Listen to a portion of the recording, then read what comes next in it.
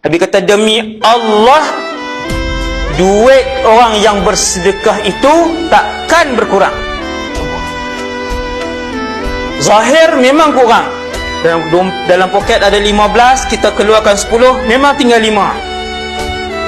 Tetapi yang Allah janji, dunia sebelum akhirat, aku nak ganti setiap sen tu saya sebut contoh. Setiap sen yang disedekahkan dengan ikhlas, Allah Ta'ala kata aku akan mula ganti dengan 10. Kalau RM1, Allah akan ganti dengan RM10. Paling rendah. Paling banyak ikut iman masing-masing. Ada orang dia bagi RM1, Allah balas 10. Ada orang dia bagi RM1, Allah balas 50. Ikut iman, keyakinan dan keikhlasan orang tu. Maka bina dan didiklah iman itu. Tapi jangan mula banyak terus.